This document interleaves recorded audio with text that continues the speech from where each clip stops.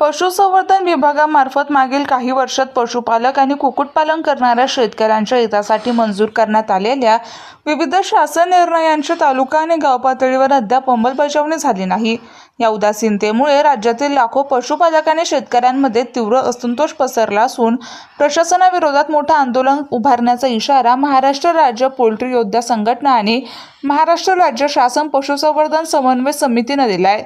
या संदर्भात संघटनेचे पदाधिकारी नंदकुमार चौधरी उपाध्यक्ष आणि शरद बाळासाहेब गोडांबे कार्याध्यक्ष यांनी महाराष्ट्र राज्य पशुसंवर्धन आयुक्त किरण पाटील यांना लेखी पत्र देऊन आपल्या मागण्या मांडल्या आहेत। पशुखाद्य विक्री करणाऱ्या कंपन्यांना त्यांच्या खाद्याच्या गोणीवर अन्न घटकांची ठळक नोंद करणे आणि शेतकऱ्यांसोबत एकतर्फी करार न करता तो रजिस्टर करणे बंधनकारक करण्यात आलं होतं। मात्र या नियमाची कोणतीही अंमलबजावणी आजतागायत झाली नाही। या पत्रात पशुखाद्य कायद्यासंदर्भात देखील सकारात्मक चर्चा करण्यात आली। तसेच राज्यात वारंवार आयुक्तांच्या बदल्या केल्या जातात त्या थांबवल्या जाव्यात अशी विनंती राज्य सरकारला करण्यात आली आहे। अनेक पशुखाद्य कंपन्यांची अद्याप नोंदणी झाली नाही ती जिल्ह्यावर जाहीर करावी अशी मागणी करण्यात आली आहे। शेतकऱ्यांनी इशारा दिला आहे की जर येत्या काही दिवसात शासन निर्णयांची काटेकोर अंमलबजावणी झाली नाही आणि निकृष्ट दर्जाच्या पशुखाद्याची चढ्या दराने होणारी विक्री आणि फसवणूक न थांबल्यास हजारो शेतकरी पशुसंवर्धन आयुक्त कार्यालयाच्या आवारात तीव्र आंदोलन करतील। तसेच पशुसंवर्धन मंत्री पंकजा मुंडे यांच्यासोबत तात्काळ बैठक आयोजित करून पशुपालकांच्या समस्या मार्गी लावण्याची मागणीही यावेळी करण्यात आली आहे। माझं महाराष्ट्रातील सर्व शेतकऱ्यांना असं सांगणं आहे की पशुसंवर्धन संपूर्ण अख्ख्या महाराष्ट्रात 36 जिल्ह्यांना पत्र गेलेली आहेत, पण ह्याची अंमलबजावणी करण्यासाठी शेतकऱ्यांनी पुढे आलं पाहिजे आता। कारण की शेतकरी पुढे न आल्यामुळं सीओ आणि ग्रामपंचायत गट अधिकारी आणि ग्रामसेवक हे चालढकल करतायत। कारण की त्यांचं असं म्हणणं आहे की आमचा कर बुडतोय। हा प्रश्न पशुसंवर्धनचा इथला राहिला नाही, यांनी सर्व पाठपुरावा केलाय। आता आपल्याला लढायचंय तर ग्रामपंचायत आणि सीओन संघ लढायचंय। तर माझ्या महाराष्ट्रातील सर्व पोल्ट्री धारकांना आणि सर्व पत्रकारांना एक महत्वाची सूचना आहे की त्यांनी आपल्या जिल्ह्यातील सीओनला ते पत्र घेऊन जायचं आणि त्याची अंमलबजावणी करण्यासाठी भाग पाडायचं। दुसरा मुद्दा, जे महाराष्ट्रात आज एसी शेडचं प्रमाण वाढतंय, ह्यांनी पशुसंवर्धनने आपण 3 KV पर्यंत करून घेतलं होतं, पण प्रत्यक्षात कृतीत पाहण्यात गेलो तर साधारणपणे 35 KVचा लोड येतोय म्हणजे एसी शेड चालवण्यासाठी। तर त्याच्यासाठी पण सरांनी सकारात्मकता दर्शवली की तुम्ही आम्हाला त्याचा मागणी करा, आम्ही त्या पद्धतीने पाठपुरावा करू। म्हणजे अशा बऱ्याचशा गोष्टी आणि हे असेल आपलं पशुखाद्य असेल, नावाजलेल्या कंपन्यांनी महाराष्ट्रात आज हे केलेलं आहे, घटक टाकलेली आहेत, पण जे छोट्या मोठ्या कंपन्या आहेत त्यांनी घटक टाकले नाहीयेत। आणि आज महाराष्ट्रात आता ह्या 2 महिन्यामध्ये एवढी परिस्थिती आली की बरेचसे मॉर्टिलिटीचं प्रमाण 10% गेलेलं आहे।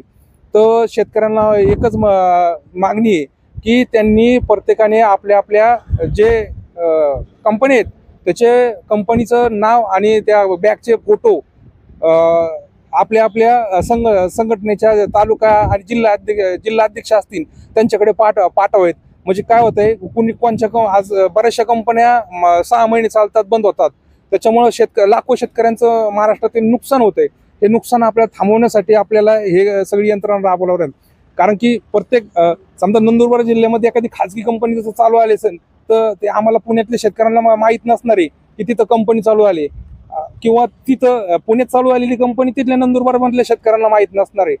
ह्याच्यासाठी सगळ्यांनी एकोपा करून ज्या घटक टाकले नाहीत त्या सगळ्यांचे फोटो माहिती पशुसंवर्धनना किंवा आपल्या ग्रुपवरती टाकली तर आम्ही इथं पशुसंवर्धनापर्यंत पोहोचतो करू। जे पशुखाद्यांचं विक्री होतं त्या कंपन्यांच्यावरती कुणाचा अंकुश नाही। त्या संदर्भात महाराष्ट्र शासनाने वेगवेगळे GR काढले आहे। पशुसंवर्धन विभागामार्फत त्या कंपन्यांची बऱ्याचशा अजून नोंद जी व्हायला पाहिजे होती ती झाली नाही। त्यामुळे बेकायदेशीरपणे उघडपणे पशुखाद्यावर जे अन्न घटक कंपन्या टाकत नाही त्या टाकण्यासाठी महाराष्ट्र शासनाने 2 वर्षापूर्वी GR काढलेला आहे। त्या GRची सुद्धा अंमलबजावणी झाली नाही। चढ्या दराने मोठ्या प्रमाणात महाराष्ट्रातील 75 लाख पशुपालकांना ते खाद्य घ्यावं लागतं। त्याच्यामध्ये अन्न घटकाची नोंद नसल्यामुळे खराब दर्जाचं खाद्य त्याला खाऊ घालावं लागते पोरांना आणि त्याचा परिणाम त्याच्या उत्पादनावर होतोय, त्याला आर्थिक त्याचा झटका सुद्धा बसतोय। त्या संदर्भात पाटील साहेबांची भेट घेतली। कुक्कुटपालनाचा सुद्धा विषय होता, शेळीपालन असेल, गाई म्हशी पालन असेल, जे कृषीचा दर्जा मिळाला 31 जुलैला महाराष्ट्र शासनाने 25 साली गेल्या वर्षी दिला, परंतु त्याची सुद्धा अंमलबजावणी आजपर्यंत झाली नाही. याचा अर्थ काय होतोय, शासन जी आर काढते परंतु याची अंमलबजावणी कुणी करायची हा मोठा प्रश्न शेतकऱ्यांमोर पडलेला आहे. त्यासाठी आम्ही आयुक्त साहेबांना भेटलो, प्रभावीपणे आपण अंमलबजावणी करा आणि पशुसंवर्धन विभाग सहकार्य सुद्धा करतोय, परंतु जो शेतकऱ्यांना रिस्पॉन्स मिळाला पाहिजे तसा रिस्पॉन्स तालुका स्तरावर किंवा गाव पातळी किंवा जिल्हा स्तरावर शिव असन, गटविकास अधिकारी असन किंवा ग्रामसेवक किंवा महावितरणचे अधिकारी देत नाही, ही खरी वस्तुस्थिती आपल्याला नाकारता येणार नाही. त्या संदर्भात आम्ही आज भेटलो आयुक्त साहेबांना आणि येत्या पुढच्या महिन्यातच ह्याच गेटच्या बाहेर राज्यातील हजारो शेतकरी मोठ्या संख्येने आपल्या न्याय हक्कासाठी, शासन निर्णयाची अंमलबजावणी होण्यासाठी इथं मोठ्या प्रमाणात आंदोलन करणार आहे. त्याची फक्त कल्पना येण्यासाठी आम्ही आलेलो आहे. आम्ही आता वाट बघणार नाही की तुम्ही का कधी करणार, 6 महिने करणार, परंतु ह्या ठिकाणी जे आंदोलन होईल न भूतो न भविष्य होईल आणि इतिहासामध्ये त्याची नोंद होईल आणि पशुसंवर्धन विभाग असेल किंवा महाराष्ट्र शासन चाल ढकल करून चालणारच नाही. शासन निर्णयाची तुम्हाला प्रभावीपणे अंमलबजावणी करण्याच लागणार नाही. आणि मागील 3 वर्षापासून आम्ही पशुसंवर्धन विभागाचा संघ एकत्र मिळून काम करतोय.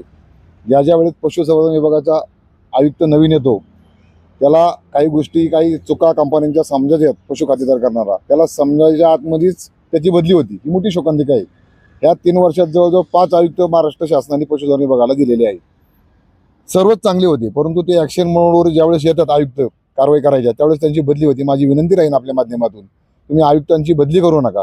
तुम्हाला कंपन्यांना जर वटणे आणायचं असेल, जर चांगल्या दर्जाचं पशुखाद्य मार्केटमध्ये प्रत्येक पशुपालकाला मिळायचं असेल तर तुम्हाला पशु आयुक्त हा त्याच जागेवर ठेवावा आणि जे शासन निर्णय तुम्ही मंजूर केलेत मंत्रालयात बसून नुसतं घोषणा करून चालणार नाही, त्याची प्रभावीपणे अंमलबजावणी करावी आणि ज्या काही कायद्यात त्रुटी आहे त्या सुद्धा दुरुस्त करून पशुपालक शेतकऱ्यांचं कसं हित जोपासलं जाईल याच्याकडे लक्ष द्यावी, हीच माझी विनंती राहील. तसं जर नाही केलं तर आम्ही पुढच्या महिन्यात, जुलै महिन्यात ह्याच गेटच्या बाहेर आज हजारोच्या संख्येने पशुपालक शेतकरी, त्यामध्ये सगळेच गाई म्हशी मालक, कुक्कुटपालक, शेळीमेंढी पालक सगळेच एकत्र येऊन इथं मोठं आंदोलन करणार आहोत.